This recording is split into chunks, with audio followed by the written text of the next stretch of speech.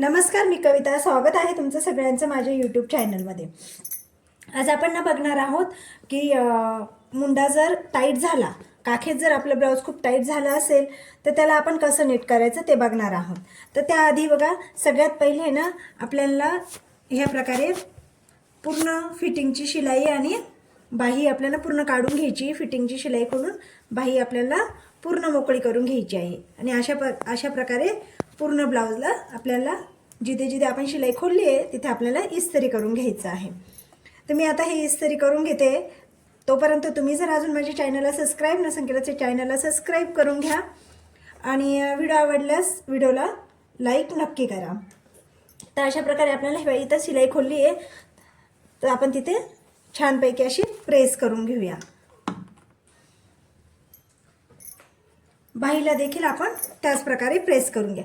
तर सगळ्यात पहिले ना तर आपली इथं मुंड्यामध्ये आपलं ब्लाऊज टाईट का होतं हे आपल्याला माहिती असणं गरजेचं आहे. तर मुंड्यामध्ये ब्लाऊज का टाईट होतं तर बऱ्याचदा काय होतं, आपण छाती मापानुसार आहे ना माप टाकत असतो मुंड्याचं.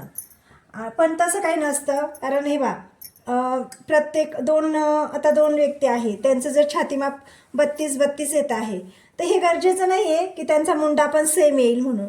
प्रत्येकाचा शोल्डर वेगळा असतं, मुंडा वेगळा असतो. त्यामुळं कधीही आपण ब्लाऊज जेव्हा आपण कटिंग करतो तेव्हा मुंड्याचं माप घेणं सुद्धा खूप महत्त्वाचं आहे. तर अंगावर म्हणा किंवा ब्लाऊजवर जेव्हा पण तुम्ही माप घेऊन कटिंग करता ब्लाऊजची तर आपलं मुंड्याचं माप हे घ्यायचं आहे. तर बघा, इथं माझी इस्त्री करून झाली आहे. आता आपण याला कशा प्रकारे नीट करायचं ते बघूया. आता आपले हे सर्व शिलाई पण खोलून झाली आहे, इस्त्री पण करून झाले. आता ह्या ब्लाऊजला आपल्याला काय करायचं, सगळ्यात पहिले तर जेव्हा कस्टमरने आपल्याला सांगितलं की मुंड्यामध्ये हे ब्लाऊज मला टाईट होतंय तर त्याच वेळेस लगेच आपण त्यांच्या ब्लाऊजवरचं मुंड्याचं माप किंवा मग त्यांच्या अंगावरचं मुंड्याचं माप हे मोजून घ्यायचं आहे. म्हणजे आपण शिवलेले ब्लाऊज आणि त्यांचं ते मुंड्याचं माप येईल ते बरोबर आहे का नाही आपल्याला लगेच कळून जाईल. तर अशा प्रकारे ब्लाऊज ठेवून घ्यायचं आहे. खाली मी पाठीची भागाची घडी घातली आहे आणि इकडे अजून एक घडी घातली आहे.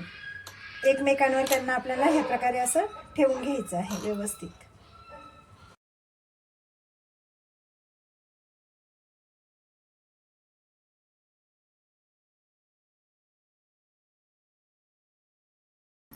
ह्या प्रकारे व्यवस्थित ठेवून घ्यायचं आहे. कुठे कमी जास्त वगैरे असेल ते बघून घ्यायचं आहे. इथं थोडंसं बाहेर कपडा येतोय तो मी असं कट करून घेते. आता त्यानंतर आपण मुंडा मोजून घ्यायचा आहे.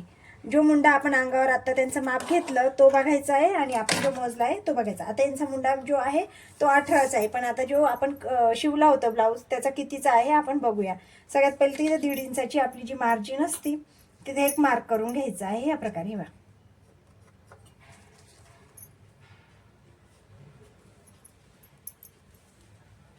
ह्या बाई 8.5 येतोय, म्हणजे अर्धा इंच हा मुंडा कमी भरला आहे.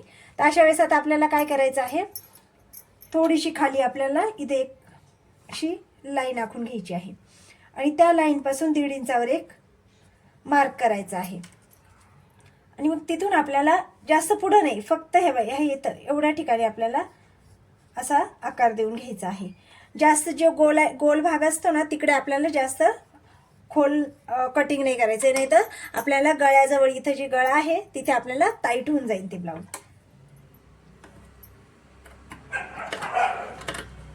पहिले तर 1.5 इंचापर्यंत आपल्याला एक सारखं कट करून घ्यायचं आहे बघा ह्या प्रकारे.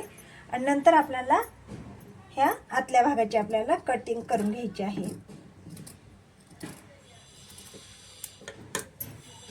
एक राहिलं कटिंग करायच्या आधी, आता मी तर केलंय अंदाजी, पण कटिंग करायच्या आधी आपण जी मार्क केले आहे तिथं पण आपल्याला मोजून घ्यायचं आहे की बराबर तिथे 18 येतंय का, नाहीतर 9 येतंय का, सॉरी, नाहीतर पुन्हा आपलं कमी जास्त होऊ शकतं.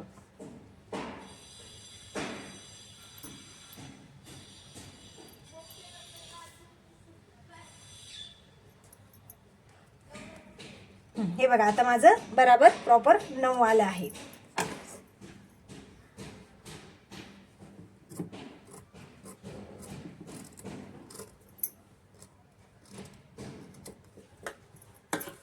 खालच्या भागाला पण आपल्याला व्यवस्थित शेप देऊन घ्यायचा आहे मुंड्याचा. आता आपण उसवल्यानंतर दोरे वगैरे निघाले असतील ते व्यवस्थित कट करून घ्यायचं आहे. जास्त कट होणार नाही याची पण आपल्याला काळजी घ्यायची आहे.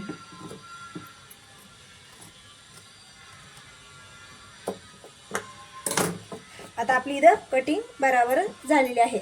आता एकदा आपण बाह्या पण आपण व्यवस्थित कापल्या होत्या की नाही, बाहीमध्ये कुठं कमी जास्त झालं आहे का ते पण बघून घ्यायचं आहे.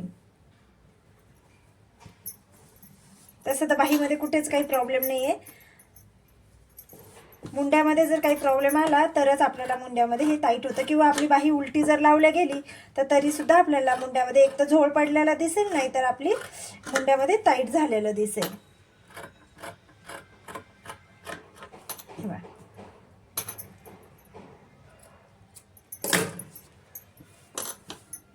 कुठेच काही प्रॉब्लेम नाही. बाहीला बाह्या एकदम व्यवस्थित आहे आपल्या. फक्त आपण जे दोरे दोरे निघाले ना तेवढे आपण कट करून घेऊया.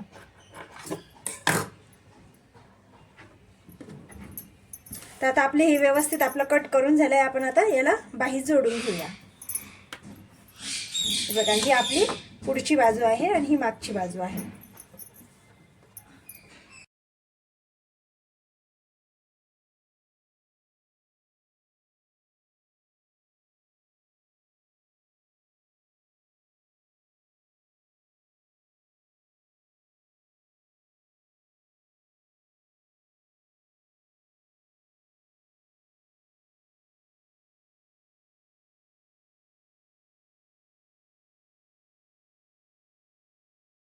आता आपली ही बाई हे बघा जोडून झाली आहे. आता एक वेळेस आपण ना शिलाई केल्यानंतर आपला मुंडा बराबर येतो की नाही बघूया. तर इथे 1-1.5 इंचावर एक मार्किंग करायची आहे आणि आपला मुंडा हा बराबर आला की नाही आपण मोजून बघूया.